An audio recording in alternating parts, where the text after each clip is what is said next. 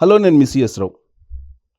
రాబోయేటువంటి ఎన్నికల్లో తెలుగుదేశం పార్టీ ఆంధ్రప్రదేశ్లో రాబోతుంది అనేటువంటి వాతావరణం అయితే కనిపిస్తుంది. కానీ గ్రౌండ్ లెవెల్‌లో ఎక్కడో ట్యూనింగ్ అయితే మిస్ అవుతుంది. జనసేన, తెలుగుదేశం పార్టీ అలాగే బీజేపీది ఏమవుతుందనేది కూడా కొంత సందేహంగా ఉంది. దీని మీద ఇంటరాక్ట్ అయ్యే ప్రయత్నం చేద్దాం. ప్రస్తుతం Telugu Desam party polit bureau member అలాగే సీనియర్ పొలిటీషియన్ గోరంట్ల బుచ్చేశ్వర్ గారు మనతో ఉన్నారు. నమస్తే అండి. నమస్కారం రావు గారు. సార్, మీరు 83 నుంచి ఉన్నారు పార్టీలో. తెలియనటువంటి అంశం ఏది ఉండదనుకుంటున్నాను నేను. ప్రతి ఎలక్షన్ చూసుకుంటూ వచ్చారు కదా. సరే, రాబోయేటువంటి ఎలక్షన్ ఎలాగ ఉంటుందని మీరు అనుకుంటున్నారు, ఎక్స్పెక్ట్ చేస్తున్నారు? దాదాపుగా 50 సంవత్సరాల పైచిలుకు రాజకీయ అనుభవం.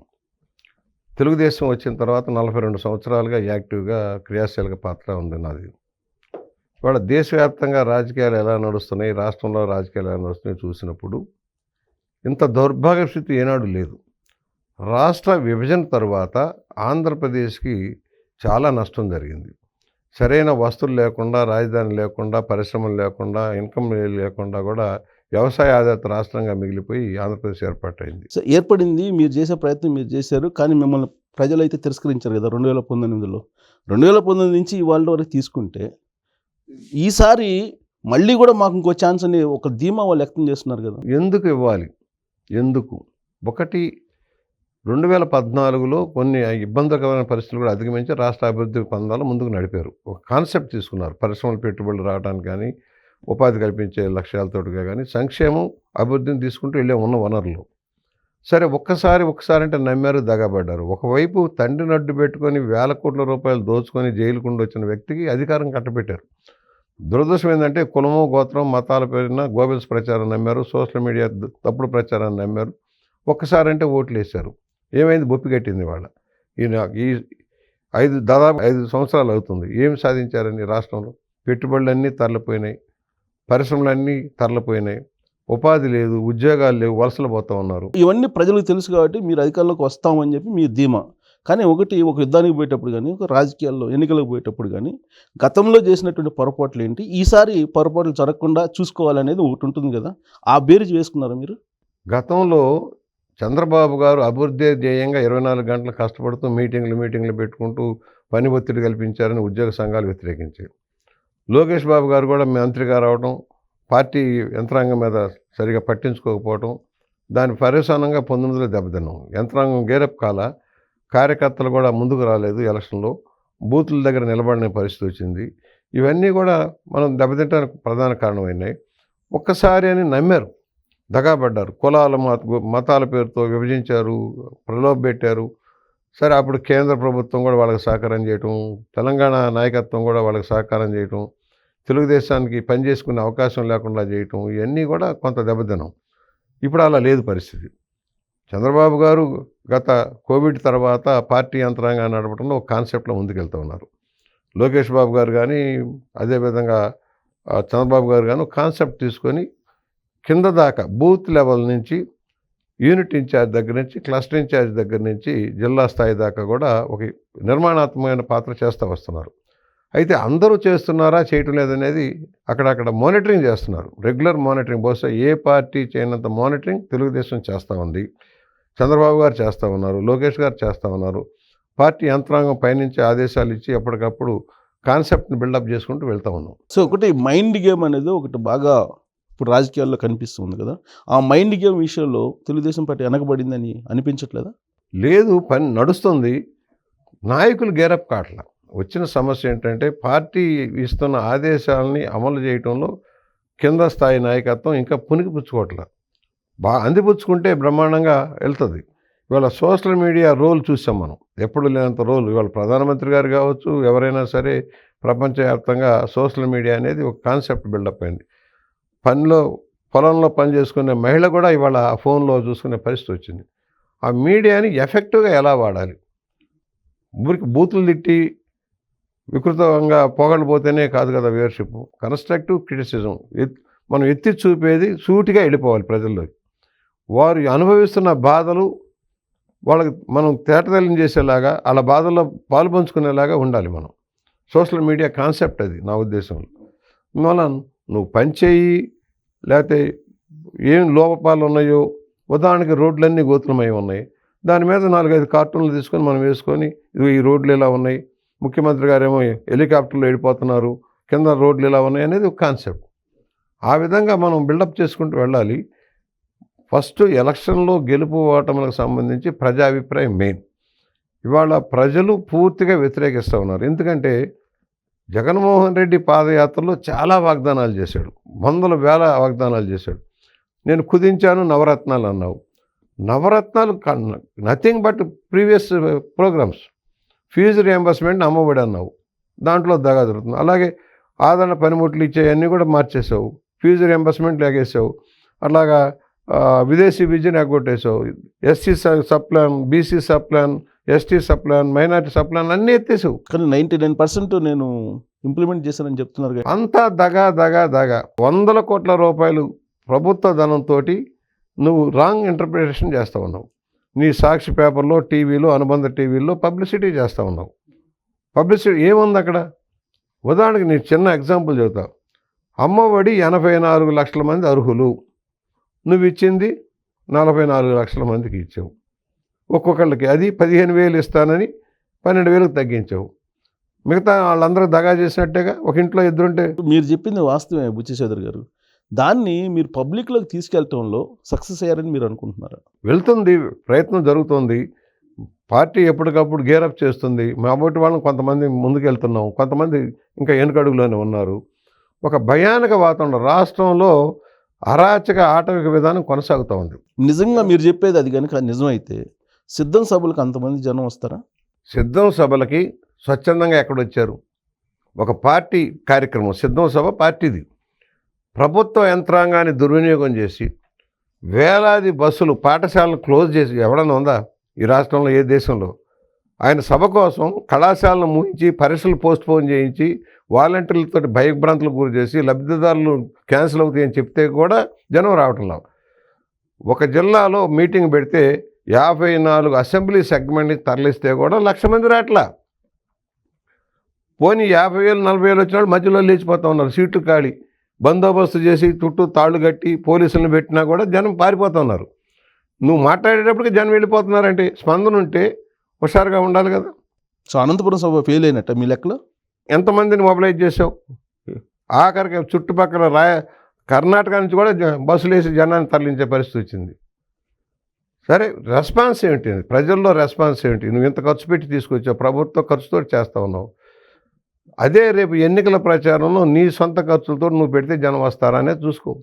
ఆ సభలను చూసి తెలుగుదేశం పార్టీ భయపడుతుంది అనే వాళ్ళు అసలు భయం ఏంటి సార్? లోకేష్ గారు పాదయాత్ర మొదలుపెట్టినప్పుడు ఎలాంటి అడ్డంకులు కలిగించారు? మైక్ ఇచ్చారా? మాట్లాడినిచ్చారా? పీటర్ కూడా తెలుసుకొని లాక్కున్నారే. ఇవాళ ఎందుకు లక్షల మంది వస్తూ ఉన్నారు? లోకేష్ గారు పాదయాత్రకు అడుగడుగున అడ్డంగా పడ్డారు. స్వచ్ఛందంగా ఎందుకు వచ్చారు? మహిళలు కానీ రాయలసీమ లాంటి జిల్లాల్లో కూడా బ్రహ్మాండంగా ఎందుకు వచ్చారు? ఇవాళ ఉత్తరాంధ్రలో శంకరామానికి ఎందుకు వచ్చారు? చంద్రబాబు గారి సభలకి తండోపతండాలుగా అర్ధరాత్రి దాకా, ఒకప్పుడు రామారావు గారి మీటింగ్లకు ఉన్నట్టుగా 2 దాకా 3 దాకా కూడా ఎందుకు వెయిట్ చేస్తూ ఉన్నారు? అది స్పందన. అది ఆయన ఎంతగా చేస్తే జనం లేరు. చంద్రబాబు గారు అర్ధరాత్రి లేట్ అయిపోయి వచ్చినా కూడా జనం ఉంటున్నారంటే అది ప్రజాభిప్రాయానికి సానుకూలంగా ఉందనేది అర్థం. సో మీరు గతంలో 4 దశాబ్దాల క్రితం రాజకీయాలకి ఇప్పటికి చాలా తేడా ఉంది. మొత్తం సర్వేల మీద ఆధారపడుతున్నారు, తర్వాత పబ్లిసిటీ మీద ఆధారపడుతున్నారు. ఇదొక మార్కెటింగ్ లాగా అయిపోతుంది కదా పాలిటిక్స్ అంతా. అవును. సో ఇప్పుడు జగన్మోహన్ రెడ్డి చేసిన మార్కెటింగ్ ఏదైతే ఉందో అది అర్థమైందా మీకు? నాకు అర్థమైంది. నా బోటి వాళ్ళు అర్థం చేసుకుంటున్నాం. క్యాస్ట్ స్ట్రగుల్ కూడా తెస్తున్నాడు. క్యాస్టుల ద్వారా, కులాల విభజన ద్వారా, మతాల విభజన ద్వారా లబ్ధి పొందడానికి ప్రయత్నం చేస్తూ ఉన్నాడు. ఇవాళ ఆయన ఏ ఏ వర్గాలకు దగా చేశాడో వాళ్ళందరినీ మళ్ళీ ఎలాగ కూడగట్టుకుని ప్రయత్నం చేస్తూ ఉన్నాడు. We are observing. ఇవాళ ముస్లిమ్స్కి అన్యాయం చేశాడు, క్రిస్టియన్స్కి అన్యాయం చేశాడు. గతంలో వాళ్ళందరినీ హక్కును చేర్చుకొని ఓట్లు వేయించుకున్నాడు. బొగ్గలు తడివాడు, నిమిరాడు, ముద్దులు పెట్టాడు, వాళ్ళందరికీ పిడిగుద్దులు గుద్దేశాడు. మళ్ళా దగ్గరికి చేర్చుకోవడం కోసం ఆఖరి నిమిషంలో ఏదో లబ్ధి చేకూరుస్తారని ప్రయత్నం చేస్తాడు. ఒక మసీదుకి డబ్బులు ఇచ్చాడా? ఒక చర్చికి డబ్బులు ఇచ్చాడా? పోనీ హిందూ ధర్మాన్ని కాబట్టి ఆ తిరుపతిలో అరాచకం అంతా తిరుపతిలో కొనసాగుతోంది. తిరుపతిని అడ్డు పెట్టుకుని రాజకీయ లబ్ధి పొందుతున్న దుర్మార్గుడు ఎవరన్నా అంటే జగన్మోహన్ రెడ్డి. ఎంతమంది రెడ్డి బోర్డు మెంబర్లు అంతా కూడా టికెట్లు అమ్ముకునే దౌర్భాగ్యులందరూ తీసుకొచ్చి బోర్డులో మెంబర్లు వేసావు తిరుపతిలో. హిందూ ధర్మానికి అన్యాయం చేస్తూ ఉన్నావు. అందువల్ల ఏంటంటే కులాల పేరుతో, మతాల పేరుతో విభజించి ఓట్లు దండుకోవాలని చూస్తూ ఉన్నాడు. కానీ ఈ తఫ పప్పులు ఉడకవు. ఎందుకంటే అధిక ధరల వల్ల, పన్నుల వల్ల నష్టపోయిన వాళ్ళంతా రివర్స్లో ఉన్నారు. నువ్వు ఇచ్చిన హామీలు అమలు కాక, రెగ్యులరైజ్ కాక, సిపిఎస్ లాంటిది పాత విధానం అమలు కాక, పెరిగిన ధరను కంట్రోల్ చేయక, మద్దతు ధర ఇవ్వక, కొన్న ధాన్యానికి డబ్బులు ఇవ్వక, ధాన్యం కొనక, ఇవన్నీ సమస్యలే రైతులవి. సో జగన్మోహన్ రెడ్డి మీద బాగా వ్యతిరేకత ఉంది కాబట్టి ఖచ్చితంగా తెలుగుదేశం పార్టీ అధికారంలోకి వస్తుంది అనేటువంటి ఒక విశ్వాసం మీలో ఉంది. బట్ తెలుగుదేశం పార్టీ బలం పెరిగింది, అందుకే మేము గెలవబోతున్నాం అని చెప్పి ఉన్న మెజర్మెంట్స్ ఉన్నాయి మీ దగ్గర? నాబోటి వాళ్ళం ప్రాక్టికల్గా ఆలోచిస్తాం. కింద గ్రౌండ్ రియాలిటీస్ ఎలా ఉన్నాయి, జనరల్గా ట్రెండ్ ఎలా ఉందో తెలుస్తుంటుందండి, అర్థమవుతుంది. నాబోటి వాళ్ళకి, సీనియర్ పొలిటీషియన్కి గెలుపు ఓటములు ఎలా ఉన్నాయి, ప్రజాభిప్రాయం ఎలా మౌల్డ్ అవుతుంది, ఎప్పటికి ఎలా మారుతుందని స్టడీ చేసుకుంటాం. నా వరకు నా అనుభవంలో 89లో ఓడిపోతామేమో అని చెప్తే పెద్ద ఆయన నిన్న అన్నగారు బాగలేదు, అన్ని వర్గాలు మన మీద దాడి చేస్తున్నామన్నారు, కొంచెం బాగలేదంటే నీ ముఖం అదేం కాదులే అన్నారు.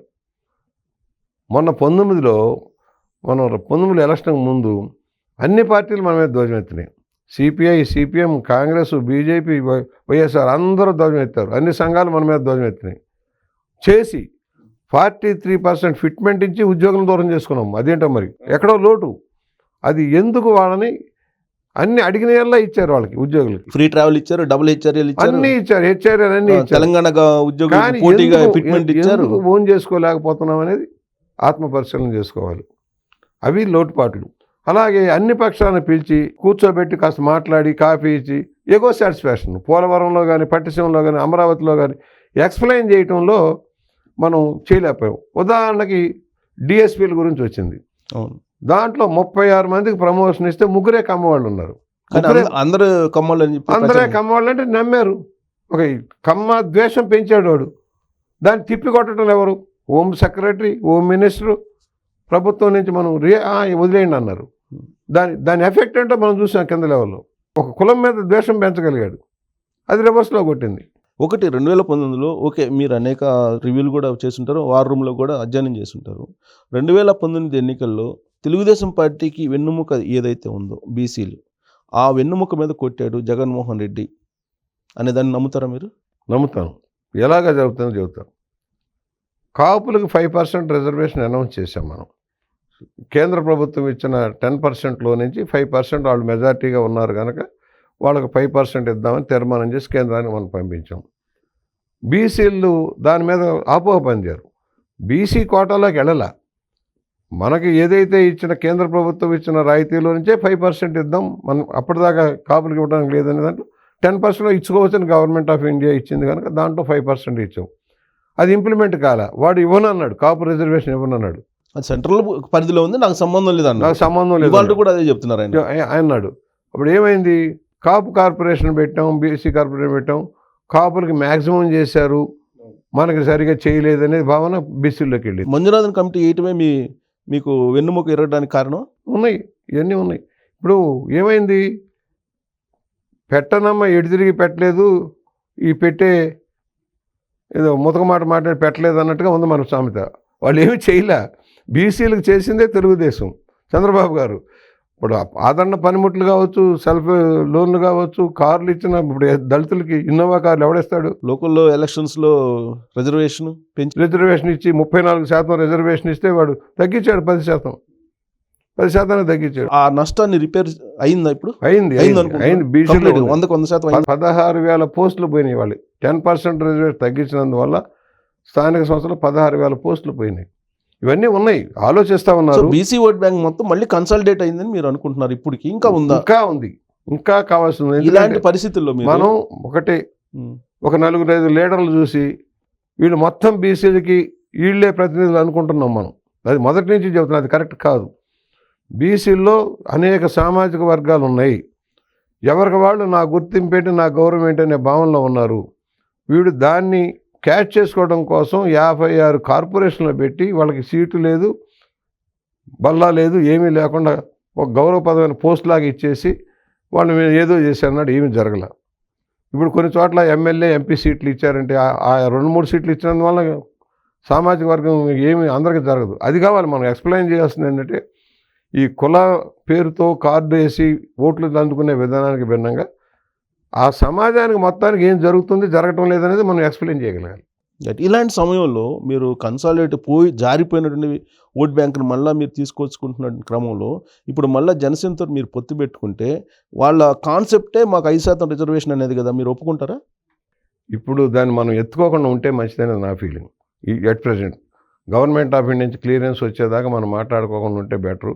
ఎందుకంటే ఇవాళ ప్రజల సమస్య పెరిగిన ధరలు, ఇసుక గురించో మద్యం గురించో ఇవన్నీ కూడా కరెంట్ రేట్ల మీదో ఇంటి పనుల మీదో చెత్త పనుల మీద ఆందోళన. దాని మీద వెళ్ళాల్సిందే. మనం సంక్షేమాన్ని కొనసాగిస్తూనే అభివృద్ధి చేస్తాం.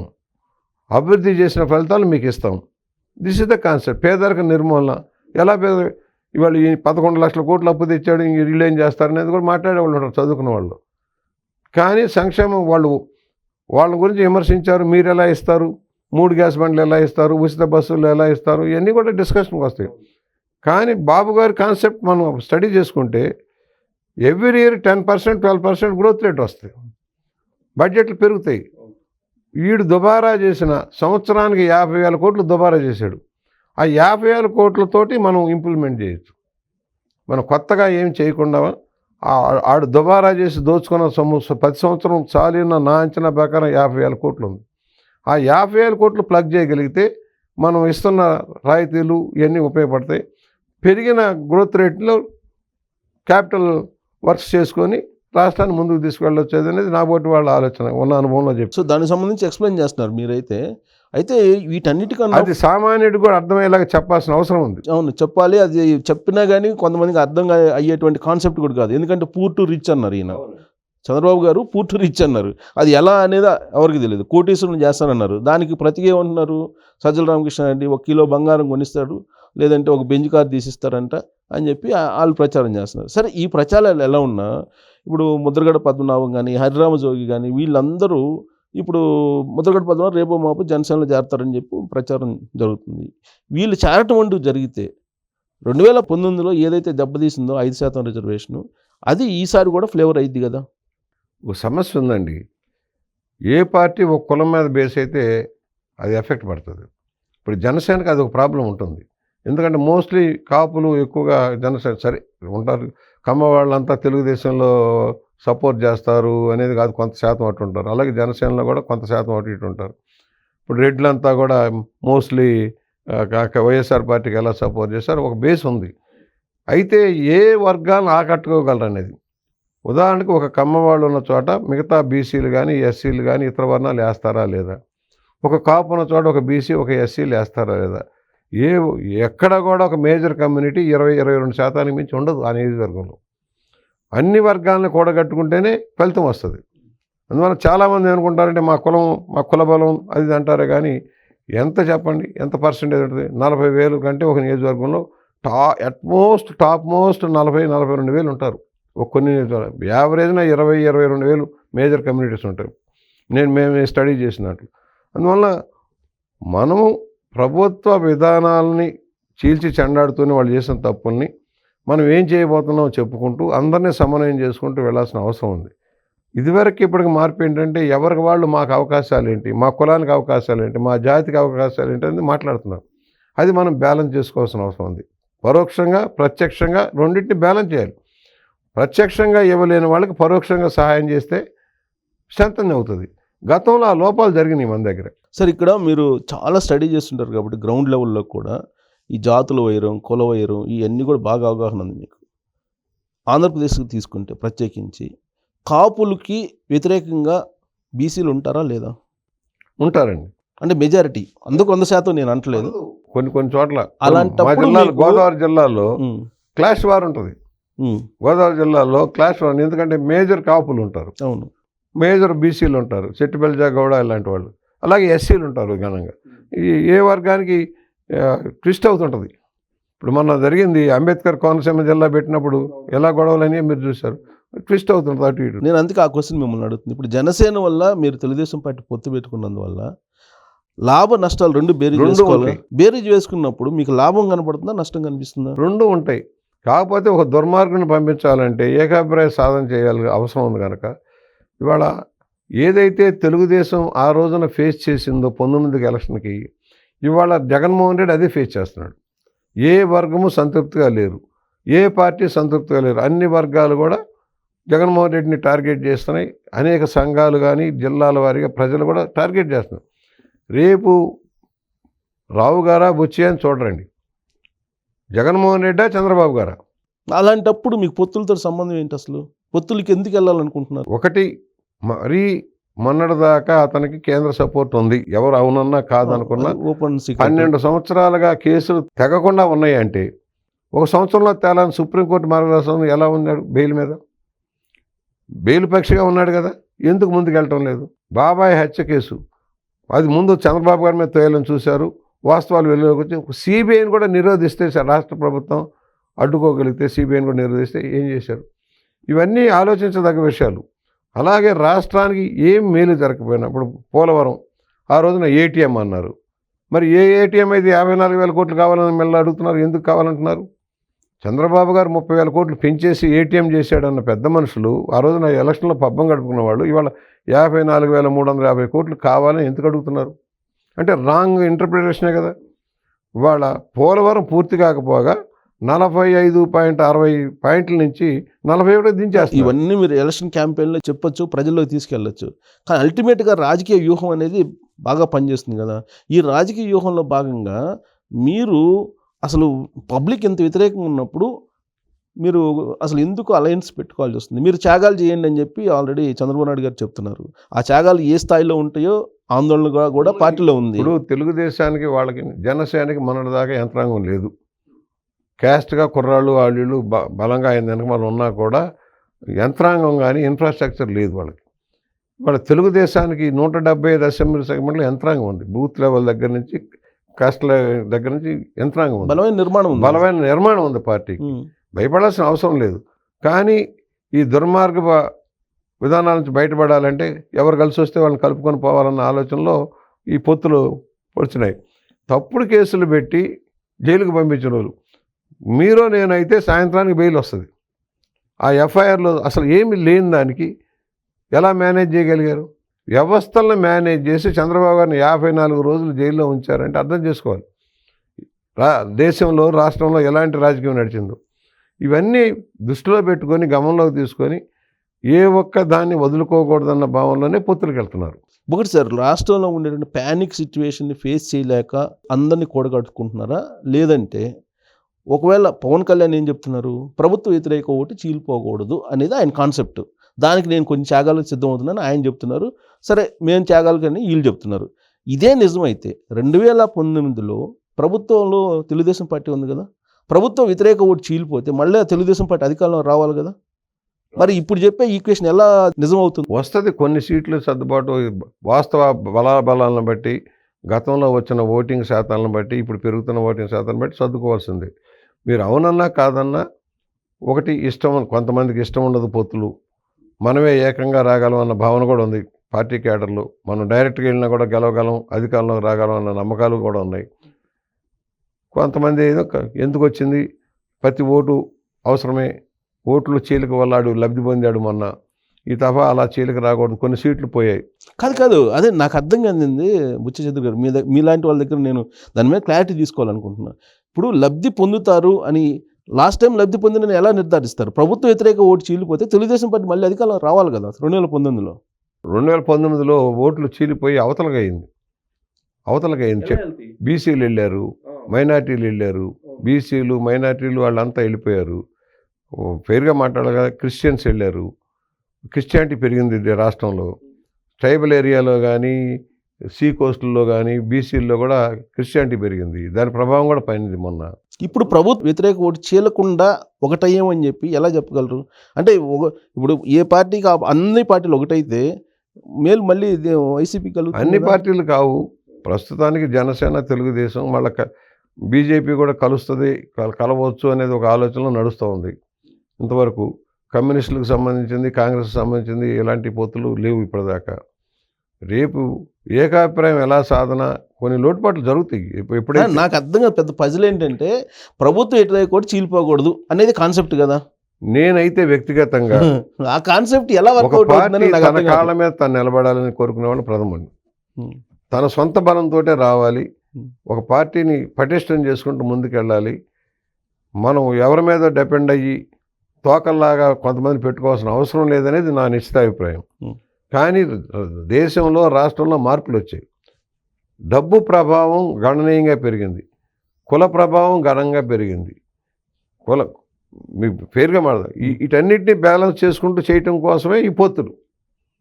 డబ్బు ప్రభావం కావచ్చు, కుల ప్రభావం కావచ్చు, మత ప్రభావం కావచ్చు పెరిగింది దేశంలోనూ రాష్ట్రంలో కూడా. వాటన్నిటిని అధిగమించాలంటే పొత్తులు తప్పదు అనేది నిశ్చితాభిప్రాయంలో నడుస్తూ ఉన్నాం. ఓకే, నడుస్తున్నారు. మీరు ఇప్పటి వరకు క్లారిటీకి వచ్చారు అనుకుందాం. మీ లెక్క ప్రకారం తెలుగుదేశం పార్టీ రేపు ఎగ్జాంపుల్ చెప్తాను. న్యూజివీడ్ అనుకోండి. న్యూజివీడ్లో ఇప్పుడు వెంకటేశ్వరరావు ఆయన వెళ్ళిపోతున్నారు. ఇప్పటి వరకు తెలుగుదేశం పార్టీకి పనిచేశారు. తీసుకొచ్చి పార్థసారథికి ఇస్తున్నారు. ఆయన వెళ్ళిపోయి ఎక్కడ చేరుతారు? చేరితే వైఎస్ఆర్ కాంగ్రెస్ పార్టీలో లేదా కాంగ్రెస్లో చేరుతారు. ఇప్పుడు ఆల్టర్నేటివ్ డయాస్ వచ్చింది కదా, షర్మిల రాగానే వస్తుంది కదా. ఎవరు కూడా రాజకీయంగా అయితే ఎక్కడో చోట 4 సీట్లు 4 ఓట్లు వస్తే చాలు అనుకునే బ్యాచ్ ఉంటారు. వెళ్తారా లేదా కాదు, పునరావాసం కావాలి, వెళ్తారు కదా. పునరావాసంగా అయితే వెళ్తారు కదా. వెళ్ళినప్పుడు ఈ వెంకటేశ్వరరావుని ఎగ్జాంపుల్ తీసుకున్నాం కొద్దిసేపు. వెంకటేశ్వరరావు ఎవరు ఓట్లు చీల్చుకుంటారు? అక్కడ ఉన్న స్థానిక పరిస్థితుల్లో తెలుగుదేశం ఓట్లే చేల్చాలి. మరి అల్టిమేట్గా నష్టపోయేది. కాకపోతే అతను మళ్ళీ అక్కడే పోటీ చేస్తే చేల్చవచ్చు, కానీ వేరే చోటుకి వెళ్ళినప్పుడు చేర్చడానికి అవకాశం ఉండదు నా ఫీలింగ్లో. ఎగ్జాంపుల్ చెప్తున్నది. అలా రాష్ట్రంలో మిగతా ఆయనకు 30-40 పోతాయి అనుకుందాం, బీజేపీకి అలాగే జనసేనకి. ఆ 30-40 చోట్ల ఇదే సమస్య రాదంటారా? ఉంటుంది డెఫినెట్గా. ఉన్నప్పుడు ఎవరికి నష్టం వస్తుంది? ఉంటుంది. అంటే ఆల్టర్నేట్ ఇద్దరు కూడా బ్యాలెన్స్ చేసుకుంటున్నారు. ఆయన ఏమంటారు, నా బలం పెరిగింది కనుక నేను ఎక్కువ సీట్లో పోటీ చేయాలి కదా అని పవన్ కళ్యాణ్ గారు అంటారు. అయ్యో మనకు ఉన్న శక్తి ఉంది, మన వాళ్ళు ఉన్నారు, ఇన్ఫ్రాస్ట్రక్చర్ వాళ్ళకి తీసేస్తే ఆ 30 మందో 20 మందో 40 మందో వాళ్ళని ఎలాగని చంద్రబాబు గారు అనుకుంటారు. ఇవన్నీ కొంచెం ఫజిలే, కష్టసాధ్యమే. లేకపోతే ఈ పార్టీకి అనౌన్స్ చేసి రంగంలోకి వెళ్ళాలి. ఇప్పుడు వాడు ఏం చేశాడు, పాప డబ్బంతా ఉంది సర్దేశాడు. ఇప్పుడు రోజు కూడా ఇసుకలోనూ మట్టిలో మసాలు వచ్చినంత ఎక్కడికాడే పంపిణీలు మొదలెట్టేశాడు. ప్రచారాలు ఆర్భాటాలు మొదలెట్టారు.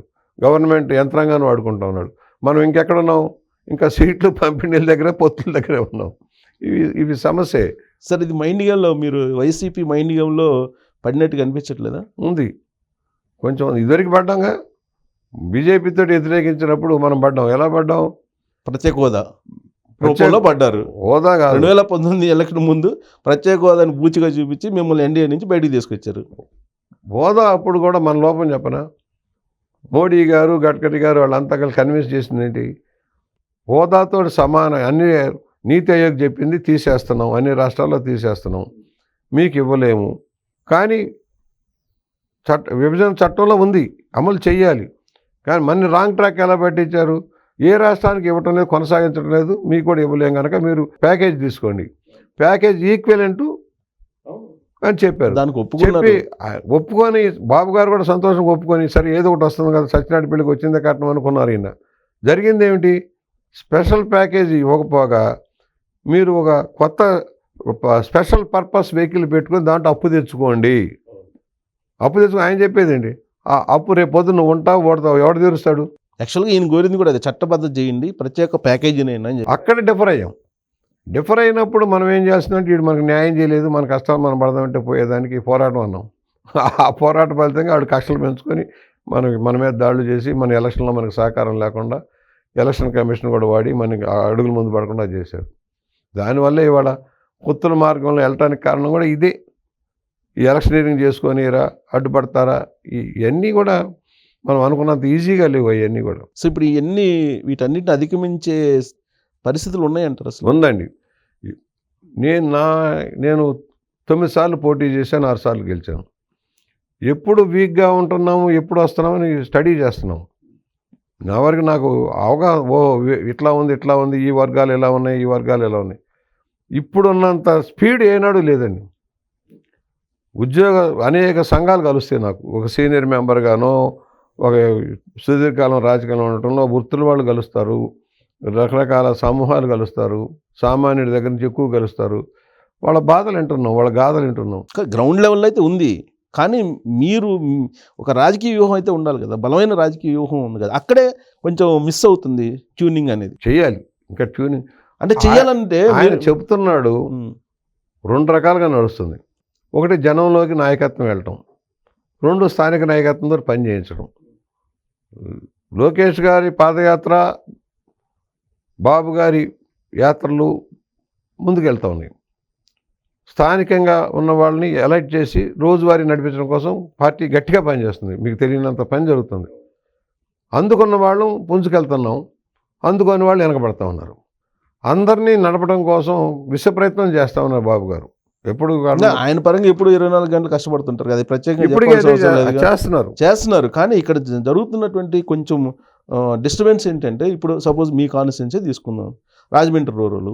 నిన్న పవన్ కళ్యాణ్ అనౌన్స్ చేశారు వాళ్ళ అభ్యర్థిని కూడా అనౌన్స్ చేశారు కదా. చేయలేదు అంటే బయట అభ్యర్థి వచ్చి నాకు ఇచ్చారని చెప్పుకున్నాడు. కానీ నేను ప్రయత్నం చేస్తాను, మనం పోటీ చేద్దాం, నేను ఒప్పిస్తానని చెప్పి వచ్చాడు. దానికి మాకు ఇచ్చేశారని వాళ్ళు చెప్పారు. అంతే. రేపు చంద్రబాబు గారు చెప్పకుండా వాళ్ళు ఎలా చేస్తారు? ఇప్పుడు మన రాజోలు అది కూడా చేయం కదా, రాజోలు అవన్నీ కూడా రెండు చేశారు. అప్పటి నుంచి అనౌన్స్ చేయడం ఆపారు. ఎందుకంటే ఒకసారి క్లారిటీ అయ్యాక చెబుదామని బాబు గారు కూడా అనౌన్స్ చేయట్లా. ఎక్కడ ఎందుకు వచ్చింది? ఒకసారి క్లారిటీ ఎవరికి ఎన్ని సీట్లు ఎక్కడో డిసైడ్ అయ్యాక చూద్దామని ఆగారు. సరే, మా దగ్గర డిస్టర్బెన్స్ ఉంది వాస్తవంగా, మాకు ఇస్తారని. ఇప్పుడు నేను 2 సార్లు గెలిచా అక్కడ. అంతకుముందు కూడా తెలుగుదేశం వరుసగా 3 సార్లు తెలుగుదేశం ఇక్కడ మీ విషయంలో సార్, సిట్టింగ్ అందరికీ నేను ఎమ్మెల్యే నెక్స్ట్ కంటెస్ట్ చేయడానికి నేను గ్రీన్ సిగ్నల్ ఇస్తున్నానని చెప్పి చంద్రబాబు నాయుడు గారు చెప్పారు. క్లారిటీ వచ్చేసింది కదా. క్లారిటీ వచ్చినప్పుడు మళ్ళీ ఇప్పుడు పవన్ కళ్యాణ్ గారు ఆలోచించుకోవాలి. ఎలా చెప్పారు? ప్రయత్నం చేద్దామని అన్నాడట. మరి వాళ్ళేమో మాకు ఇచ్చారని చెప్పారు. ఎక్కడికక్కడ గందరగోళం. నేను పట్టించుకోవట్లే. As a sitting MLA, polit bureau member, party founder member, deputy leader of the house, fighter, further fighter. ఈ జగన్మోహన్ రెడ్డి వ్యతిరేకంగా 5 సంవత్సరాలుగా ఫైట్ చేస్తా ఉన్నా. కాదని అనడానికి అవకాశం లేదు. సరే, వాళ్ళు ఎందుకు అనౌన్స్ చేశారంటే అక్కడక్కడ మరి ఆయన ఒత్తిడి భరించలాగా చెప్పాడా, ఏం చెప్పాడు అని మేము అడగదల. రేపు అనౌన్స్ చేసినప్పుడు సీటు లేదు అంటేనో, నువ్వు తప్పుకో అంటేనో అప్పుడు వస్తాయి ఇవన్నీ.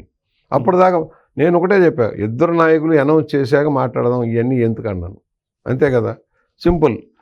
లేదా మీరంటే కొంచెం పరిణితి చెందినటువంటి రాజకీయ నాయకులు కాబట్టి దాన్ని అంతవరకు సెటిల్ చేశారు.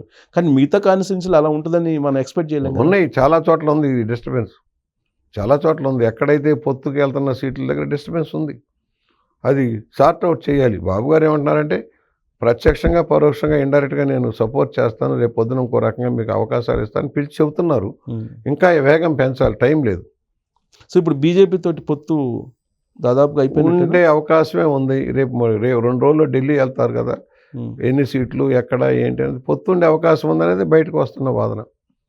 తెలుగుదేశం పార్టీ తోటి పొత్తు ఇష్టం లేకపోయినప్పటికీ బీజేపీకి నేనే పొత్తు పెట్టుకునేలాగా చేశాను అనేటువంటి ఒక అభిప్రాయాన్ని పవన్ కళ్యాణ్ వ్యక్తం చేస్తున్నట్టు సోషల్ మీడియాలో వైరల్ అవుతుంది. ఇక అది వాస్తవం చెప్పాలంటే ఆంధ్రప్రదేశ్ ప్రజలు బీజేపీతో పొత్తు వద్దనే కోరుకుంటున్నారు. కారణాలు ఏంటంటే, ఈ దుర్మార్గ పరిపాలనకి సపోర్ట్ చేశారు, ఈ సపోర్ట్ చేసుకుంటూ వచ్చారు, రాష్ట్రానికి న్యాయం జరగలేదనే ఫీలింగ్లో ప్రజలు ఉన్నారు. పొలిటికల్గా అట్లా దేశవ్యాప్త రేపు పొద్దున అధికారంలోకి మళ్ళీ ఢిల్లీలో వాళ్లే వచ్చే అవకాశం ఉంది కనుక నష్టపోయిన రాష్ట్రానికి న్యాయం జరగాలంటే అధికార పక్ష సపోర్ట్ కావాల్సి వస్తుందనే భావనలో బాబు గారు ఉన్నారనేది నేను ఫీల్ అవుతున్నాను. నాతో ఆయన చెప్పలేదు కానీ ఒక ఆలోచన విధానంలో రేపు ఈ అప్పులమయం అయిపోయిన రాష్ట్రాన్ని 11 లక్షల కోట్ల అప్పు నుంచి ఒడ్డున పడేయాలన్నా కొన్ని గ్రాంట్లు తెచ్చుకొని, ఎందుకంటే తెలంగాణలో 18 నేషనల్ హైవే ప్రాజెక్టులు ఇంప్లిమెంట్ అయినాయి. ఆంధ్రాలో ఒకటి కూడా కాలే. వీడు రైల్వే ప్రాజెక్టులు కాలే. ఇక్కడ రైల్వే ప్రాజెక్టులు పూర్తి చేసుకుంటున్నారు. ఒక పక్క పోరాడుకుంటూనే ఉన్నారు, డెవలప్ వాడు ఏమీ చేయలే. దుర్మార్గ పరిపాలన. రైల్వే లైన్లు ఆగిపోయినాయి, నేషనల్ హైవే ప్రాజెక్టులు ఆగిపోయినాయి, మెట్రో రైలు ఆగిపోయింది. తప్పదు కదా, కేంద్రంతో సఖ్యత తప్పదు అనే భావనలో ఉన్నారు కనుకనే మేము కూడా సమర్థించుకుంటున్నాం. కాబట్టి వాళ్ళని తీవ్రంగా వ్యతిరేకించే వాళ్ళు మనకు వద్దు, వీళ్ళు ఇంత అన్యాయం చేశారు రాష్ట్రానికి అనే భావనలో ఉన్నారు. కాంగ్రెస్ వాడు విభజించే నష్టం చేస్తే విభజిత ఆంధ్రప్రదేశ్కి న్యాయం చేయడంలో ఫెయిల్యూర్ అయింది బీజేపీ. సో ఇలాంటి పరిస్థితుల్లో ఒకవైపు ఏమో మీరు పొత్తు పెట్టుకోవాలనుకున్నారు, సరే రకరకాల కారణాలు అనుకోండి, ఎన్నికల సమయంలో మనకి ఏదో లబ్ధి కలుగుతుంది, లేదంటే సపోర్ట్గా ఉంటారని రకరకాల కారణాలు. At the same time Chandrababu Naidu గారు పవన్ కళ్యాణ్ లేకపోతే ఇంకొకళ్ళు ఢిల్లీ వెళ్ళినప్పుడల్లా ప్రతిసారి జగన్మోహన్ రెడ్డి కూడా వెళ్ళి అపాయింట్మెంట్ కోరుతున్నారు. మీ ఇద్దరి మధ్య గేమ్ బీజేపీ ఆడుతుంది అనిపిస్తుంది. ఇక్కడే కాదు, అన్ని రాష్ట్రాలు ఆడుతుంది. బీజేపీ ఏమి శ్రీరంగ నీతులు ఏం కాదు. వాళ్ళు ఏమీ లేని చోట పార్టీలని డీలా చేసి అధికారంలోకి రావట్లా. ఫెయిర్ గేమ్ బీజేపీ కూడా ఫెయిర్ గేమ్ ఏం కాదు. ఒక ఎమ్మెల్యేగా లేకుండా అరుణాచల్ ప్రదేశ్లో అధికారంలోకి వచ్చారు. మరి మనకు తెలుసు కదా ఇవన్నీ కూడా. అయినా కూడా సరే చూద్దాం. అంటే ఇదంతా కూడా గేమ్ ఇద్దరి మధ్య పెట్టి ఎంపీ సీట్లు ఎమ్మెల్యే సీట్లు ఎక్కువ తీసుకోవడానికి. ఏం గేమ్ ఆడినా దక్షిణ భారతదేశంలో బీజేపీ బలపడటం కష్టం అండి నా ఉద్దేశంలో. ఉత్తర భారతదేశంలో మతం అని మరొకటి రామాలయం అని అభిప్రాయాలు ఎలా ఉన్నా దక్షిణ భారతదేశంలో వాళ్ళకి పట్టు చెక్కడం లేదు. ఆల్రెడీ ఆంధ్రప్రదేశ్లో వైసీపీ గెలిచిన తెలుగుదేశం గెలిచిన ఎంపీలు వాళ్ళకే సపోర్ట్. బలమైన ఇక్కడేమో బీఆర్ఎస్ పార్టీ నేను పొత్తు పెట్టుకుంటానని చెప్పి వాళ్ళు కూడా ఏదో ఢిల్లీ వెళ్తున్నాడు కేసీఆర్ రేపు మాప అని చెప్పి వినపడుతుంది. ఆయన ఏమంటాడంటే ఇవాళ కూడా చూశాను ప్రధానమంత్రి 370 సీట్లు రావాలని. అవును, ఎన్డీఏకి రావటం వేరు, ఒంటరిగా బీజేపీకి రావటం వేరు. ఆల్రెడీ వాళ్ళకు ఉన్నాయి 303 సీట్లు. 59కి 58, 60కి 60 సీట్లు గెలిచిన ఉంటేనే అన్నీ వచ్చినాయి. 370 ఎక్కడి నుంచి వస్తాయి? ఒకవేళ ఎన్డీఏకి అయితే 350 70 వచ్చినాయి అంటే అర్థం చేసుకోవచ్చు. అంత తెలుగుదేశం అంటే వాళ్ళు అయోధ్య అన్ని చూపిస్తున్నారు, వాళ్ళకి పోలరైజేషన్ అవుతుంది, హిందూ పోలరైజేషన్ ఆల్రెడీ అన్ని సీట్లు ఉన్నాయి వాళ్ళకి. అక్కడ ఏ రామాలయమో మరొకటో పోలరైజేషన్ అన్ని సీట్లు వాళ్ళ దగ్గర చేతిలో ఉన్నాయి. కొత్తగా వాళ్ళకి యాడ్ అయ్యేది 2 3 తప్పితే యాడ్ కావు. వాళ్ళు అనుకున్నట్టుగా ఇందిరాగాంధీ గారు చచ్చిపోయినప్పుడు 400 సీట్లు వచ్చినాయి, రాజీవ్ గాంధీ గారికి అట్లా వస్తుందంటే రాదు, అవకాశం లేదు. ఓకే, సంకీర్ణ గవర్నమెంట్ కన్ఫర్మ్ సెంట్రల్ సంకీర్ణం అక్కర్లేకుండా కూడా అధికారం రావచ్చు వాళ్ళు. ఓకే, సంకీర్ణం లేకుండా కూడా అధికారంలోకి రావచ్చు. కానీ వాళ్ళు ఎన్డీఏని బలోపేతం చేసుకోవాలి, ఆ ఎన్డీఏకి ఎక్కువ సీట్లు రావాలనే ఆలోచనలో వాళ్ళు ఉన్నట్టుగా మనకు అవగాహన. సో వాళ్ళు ఆడుతున్నటువంటి గేమ్లో తెలుగు రాష్ట్రాలకు సంబంధించి పార్టీలు అన్ని పడిపోయాయి అనేది ఆడేస్తున్నారు. సో వాళ్ళ ఆటలో ఇప్పుడు ఎంపీలు 10 ఎమ్మెల్యేలు 20 కావాలి అనేది అడుగుతున్నట్టు బీజేపీ వాళ్ళ నుంచి వస్తాయి. అంత లేదండి, అది ప్రాక్టికల్గా వెళ్ళాలి. ఎక్కడ అసలు జీరోలో ఉన్నారు వాళ్ళు. జీరో నుంచి నువ్వు 10 20 అడిగితే ఓట్లు ట్రాన్స్ఫర్ కావద్దు. అవన్నీ ఆలోచించే డెసిషన్ తీసుకుంటారు ఇప్పుడు. సో ఫైనల్ ఈ వారంలో అయ్యే అవకాశం ఉందా? అవుతుందండి, వారం రోజుల్లో. ఎందుకంటే లేట్ అయిపోతున్నాం. క్యాండిడేట్ అనౌన్స్ చేయకపోతే ఆల్రెడీ చాలా సీట్లు క్లియర్గా ఉన్నాడు బాబు గారు. అవి అనౌన్స్ చేయాలి. అనౌన్స్ చేయకపోతే కాన్ఫిడెన్స్ రావు గారా బుచ్చి అనేది అనౌన్స్ చేయకపోతే ఇప్పుడు నా దగ్గర కూడా కాన్ఫిడెన్స్ వస్తుందని తెలుసు, కానీ సందేహం ఏమైంది. క్యాడర్ కూడా మళ్ళీ క్యాడర్ కూడా గందరగోళానికి గురవుతున్నారు. ఇవాళ నాకు నిన్నటి నుంచి 100,000 ఫోన్లు, ఎక్కడ అమెరికా నుంచి ఆస్ట్రేలియా నుంచి ఎక్కడి నుంచో ఫోన్లు. ఏమి కాదులేవయ్యా, మీరు మీ పని మీరు చేసుకుందాం, మన పని మనం చేసుకుందాం అంట. నాకుంది కాన్ఫిడెన్స్, వాళ్ళకు ఉండాలి కదా క్యాడర్కి. ఒకవైపు వైఎస్ఆర్ కాంగ్రెస్ పార్టీనేమో 60 మందిని 70 మందిని మార్చి అక్కడ గందరగోళం అక్కడ నడుస్తుంది. మీ దగ్గర ఏమో ఇలాంటి గందరగోళం సీట్ల షేరింగు, లేకపోతే ఇంకొక ఆయన పవర్ షేరింగ్ అంటారు, ఇలా రకరకాల గందరగోళం నడుస్తుంది. ఈ రెండింటిని చూస్తే ఎవరు గందరగోళం ఎక్కువ కనపడుతుంది? వైఎస్ఆర్ గందరగోళం ఎక్కువ ఉంది. వాడు ఇప్పుడు నేను అన్నాడు మంగళగిరి ఆర్కేని తీసుకొచ్చి వీడు యధవా అని చెప్పి పోయి చెల్లి దగ్గరికి వెళ్ళాడు. ఇవాళ ఆమె యధవా అని మళ్ళీ దగ్గర తీసుకున్నారు. ఏ బేరసారాలు అనేవి ఇవన్నీ ఉంటాయి. రాజకీయాలు పూర్వంలాగా వాల్యూ లేవు రావు గారు. మడిగట్టు కూర్చున్నాం అనే రోజులు కాదు. పోతున్నారు వస్తున్నారు. ఇందాక చెప్పారు కదా, ఒక ఆయన తీసుకొచ్చి ఇక్కడ పెడుతున్నారని. ఇంకా అక్కడ రాజీనామా చేయకుండానే మనం క్యాండిడేట్లు పెట్టుకునే దశ వచ్చిందంటే ఏమనుకోవాలి మనం? నేనైతే కింద నుంచి అంచెలంచెలుగా పెంచి పార్టీ సిద్ధాంతాలకు కట్టుబడే విధానాలు వెళ్ళకపోతే ఇట్లాగే కొడుతుంది. ఎవడ ఏ పార్టీలో ఎప్పుడు ఉంటాడో జంపింగ్ జాక్స్ లాగా ఉన్నాయి. ఎవడ దూకినా కూడా ఆడికి పదం వస్తుంది. ఈడు కష్టపడ్డాడు, గోచీలు దించుకున్నాడు, ఆడు అడగా ఉంటాడు. ఇవన్నీ రాజకీయాల్లో సహజమైపోయినాయి. మా పార్టీలో కూడా అత్యుత్తమేం కాదు ఇది. షర్మిల ఎఫెక్ట్ ఎవరికి పడే అవకాశం ఉంది? షర్మిల ఎఫెక్ట్ వైఎస్ఆర్కి పడుతుందండి. కొంతమంది ఇటు తెలుగుదేశానికి వేయకూడదు అనుకున్నాడు, అటు వెళ్తాడు. వైఎస్ఆర్కి వేయలేమనుకున్నవాడు తెలుగుదేశానికి కూడా వేయకూడదు అనుకుంటే అటు వెళ్తారు. కొద్ది ఎఫెక్ట్ ఉంటుంది. నేను ఎక్కువ తర్వాత ఏదన్నా రోడ్డు ఎక్కి పని చేసుకొని యాంటీ ఎస్టాబ్లిష్మెంట్లు అవన్నీ వస్తే నేను చెప్పలేను. కానీ ఇప్పటికీ కాంగ్రెస్కి పెద్ద బలపడేది అవకాశం లేదు ఆంధ్రప్రదేశ్లో.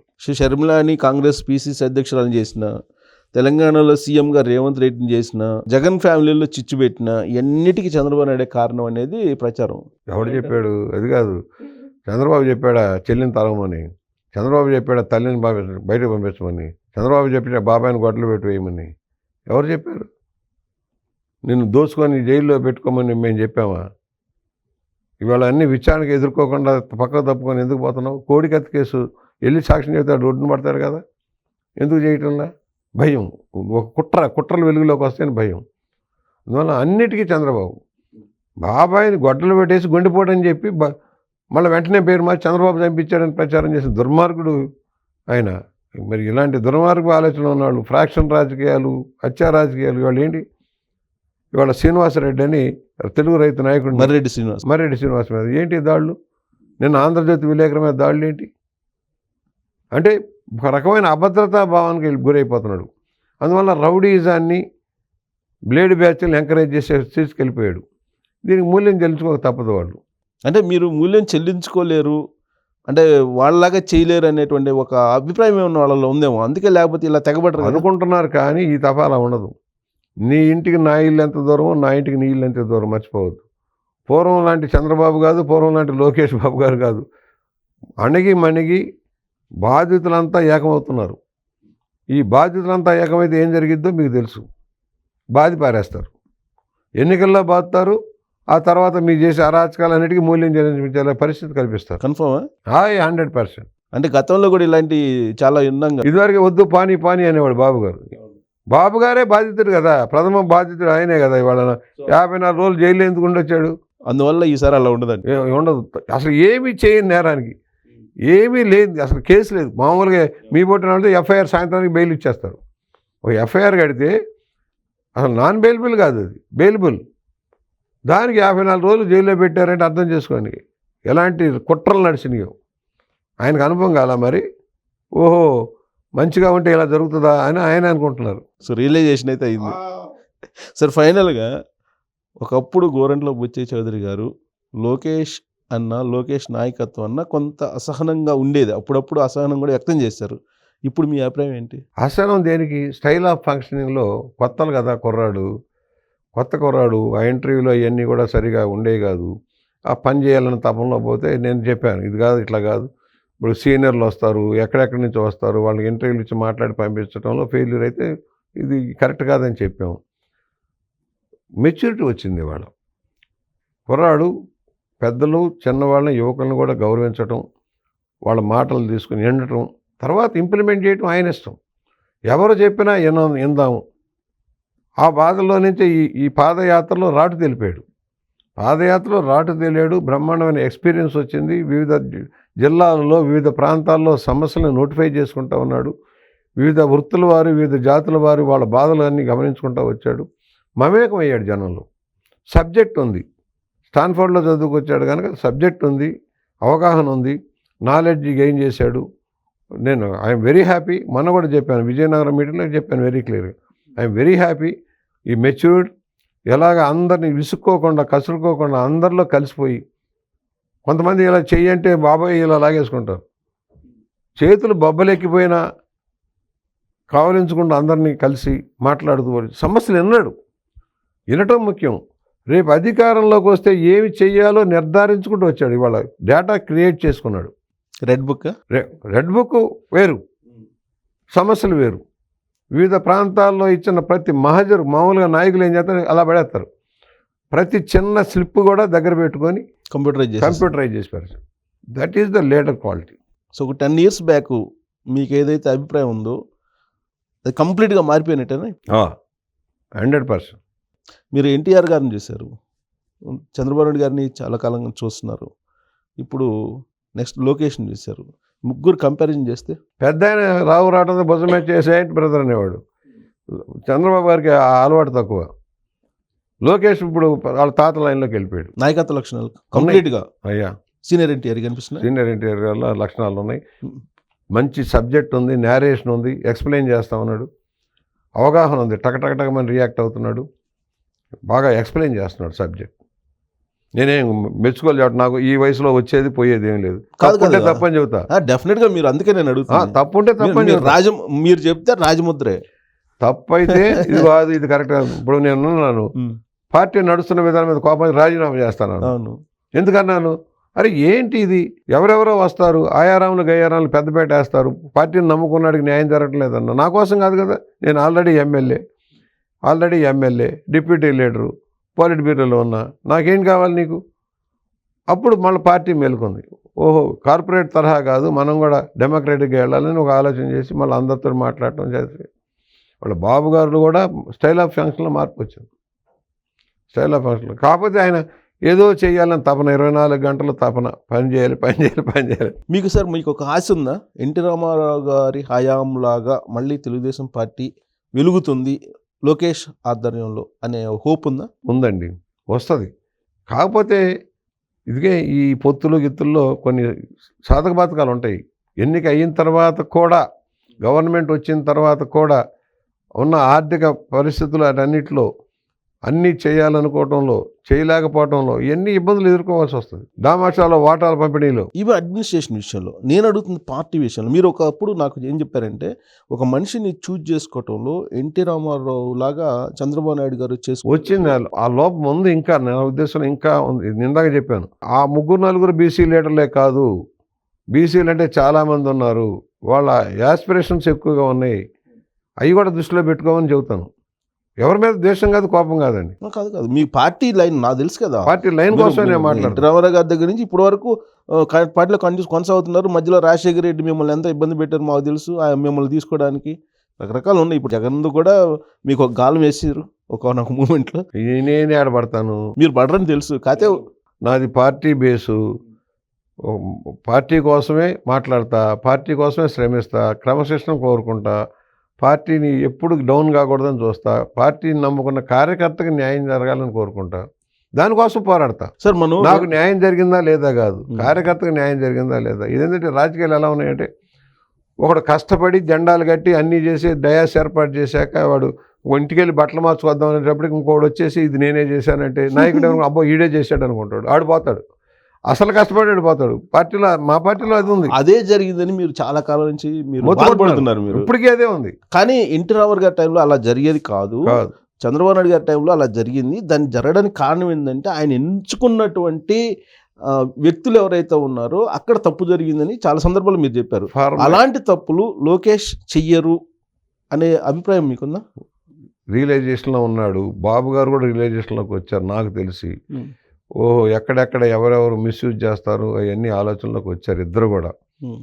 లోకేష్ కొంచెం స్టడీ చేసుకుంటున్నాడు, తనకున్న ఫీడ్బ్యాక్లన్నీ తీసుకొని. నేను గమనించింది రియలైజేషన్లో ఉన్నాడు, గ్రౌండ్ రియాలిటీస్ మీదకి వెళ్తా ఉన్నాడు. ఇదివరకు కుర్రాళ్ళు అల్లీళ్ళు తిరిగేవాళ్ళు, ఎవరు ఎలా ఉన్నారో కూడా ఆయన ఆకలింపు చేసుకుంటున్నాడు. ఆయనే చెప్తున్నాడు, ఇటు కాదు నాయన మీరు పని ఫీల్డ్లో చేసుకోండి అని. చూద్దాం ఇవన్నీ. ఇంకా రేపు అధికారంలోకి వచ్చాక ఎలా చేయాలనేది ప్రధానం. రాష్ట్రాన్ని బాగు చేయటం ప్రధానం. రాష్ట్రం బాగుపడాలంటే ఎలా ముందుకు నడపాలనేది అందరూ. మొత్తం మీద ఒక 80% ఎన్టీ రామారావు గారి గట్స్ మీకు లోకేష్ గారిలో కనపడుతున్నాయి. సో దాంట్లో లేదు, మొదట్లో ఏంటి ఆయన కలవట్లేదు, పట్టించుకోవట్లేదు, సీనియర్లు పట్టించుకోవట్లేదు, ఈ విమర్శలు వచ్చాయి. అయ్యే చెప్పాను నేను. దాంట్లో భాగంగానే ఇప్పుడు కరణం బలరాం ఏదో ట్రై చేస్తుంటే రిజెక్ట్ చేసేసాడు, లోకేష్ కారణంగానే ఆయన్ని రిజెక్ట్ చేశారని అన్నారు. అది నాకు తెలియదు, కానీ ఆయన ఫర్మ్గా ఉన్నాడు. పార్టీ కష్టకాలంలో నిలబడినాడు, మనకెందుకు రేపు మళ్ళీ అధికారంలోకి వచ్చినప్పుడు వాడు కావాలా మనకి? కష్టకాలంలో ఆదుకున్న వాళ్ళు కావాలి. మొన్న ఎవరో వెళ్తే ఒక ఆయన దగ్గర వాళ్ళు అడుగుతున్నారండి మన సీటు, బుచ్చి చౌదరి గారి సీటు వాళ్ళు అడుగుతున్నారండి అంటే ఆయన కూడా చెప్పాడు, కష్టకాలంలో నిలబడి పార్టీని ఆదుకున్న మనిషిని నేను వదులుతానని ఒక మాట అన్నాడని నాకు ఎవరో వచ్చి చెప్పారు. పార్టీ నుంచి వెళ్ళిపోయిన వాళ్ళు మనకు వద్దు అనే యాంగిల్లో చెప్తున్నారు. ఎవరి మాట తీసుకోము, ఎక్కడైతే వీక్గా ఉండి మనకు ఉపయోగపడతాయని అక్కడ తీసుకుందాం అనేది బాబు గారు చెప్తున్నారు కదా. సో అదే పాలసీ అయితే కనుక ఇప్పుడు దాడి వీరభద్రాన్ని తీస్తున్నారు, సి రామచంద్రని తీస్తున్నారు, ఆ జాబితాలో ఇంకా చాలామంది ఓల్డ్ బ్యాచ్ అంటే 83 బ్యాచ్ చాలామంది ఉన్నట్టున్నారు. ఈ రిజెక్ట్ చేయటం అనేది బెస్ట్ పాలసీనా? కొంత అవసరం అండి. మరీ అసలు వస్తే ఆడ కమ్యూనిటీ ఈక్వేషన్లు, పార్టీ బలోపేతం, వాళ్ళకి సీట్లు ఇస్తారా లేదు మనకు అనవసరం. పార్టీని బలోపేతం చేసుకొని ఇప్పుడు ఇంత దుర్మార్గ పరిపాలన అంటే Rao garu, I never seen this type of government, this type of attitude. కక్షపూరిత రాజకీయం,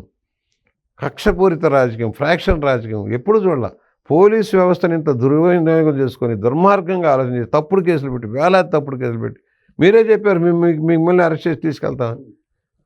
అయ్యా ఈ ప్రభుత్వ పనితీరు బాగాలేదంటే నేరమా? నిన్న ఈనాడు ఆఫీస్ మీద పాల్గొట్టారు, ఆఫీస్ కర్నూలులో. అంటే ఎక్కడికి వెళ్తున్నాడు వీడిని సాగనపోద్దా?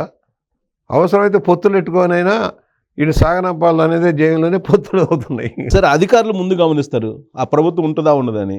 చంద్రబాబు నాయుడు గారిని సీక్రెట్గా ఐఏఎస్లు ఐపీఎస్లు కొంతమంది కలుస్తున్నారు అనేది నిజమేనా? మమ్మల్నే కలుస్తున్నారు, ఇంకా పెద్ద ఆయన ఎందుకు కలవరు? అంతేనా? మా దగ్గరకు వచ్చిన అధికారులు చెబుతున్నారు, పోతాడు, పోవాలే, పోతుంది. చాలామంది అధికారులు లోకల్గా మాకు కలిసే వాళ్ళ అధికారులు, ఉద్యోగ సంఘాల వాళ్ళు చెబుతున్నారు, వీడు పోవాలి, పోతాడు, పోతాడు. ఇంకెన్నాళ్ళు సార్? వాళ్ళే 60 రోజులు సార్, 50 రోజులు వాళ్ళే చెప్తున్నారు. వాళ్ళే లెక్కేసుకుంటున్నారు. లెక్కేసుకుంటున్నారు. ఐఏఎస్లు ఐపీఎస్లు. అందరూ ఐఏఎస్ అనే కాదు, కింద లెవెల్ ఉద్యోగులు కూడా కొంతమంది ఉన్నారు. వాడి సొంత మనుషులు ఉన్నారు, కీ పోస్టులో పెట్టాడు, ఒక కమ్యూనిటీ బేస్ చేసుకొని కొంతమందిని పెట్టాడు. దాన్ని బ్రేక్ చేయాల్సిన అవసరం రేపు ఎలక్షన్లో. సో అది బ్రేక్ చేస్తారు ఎలక్షన్లో. బ్రేక్ చేయాలి, చేయకపోతే వాళ్ళు దుర్మార్గంగా చేస్తారు, తిమ్మిని పంపిణీ చేస్తారు వాళ్ళు. సో మొత్తం మీద అటు రాజకీయ వ్యూహాలు కానీ ఇటు ప్రచారంలో కానీ 100% గెలిచేటువంటి ఛాన్సెస్ ఈసారి మీరు అధికారంలో 100% గవర్నమెంట్ వస్తే చంద్రబాబు గారి నాయకత్వంలో ఒక ప్రభుత్వం ఏర్పాటు అయ్యింది జూన్ నెలలో.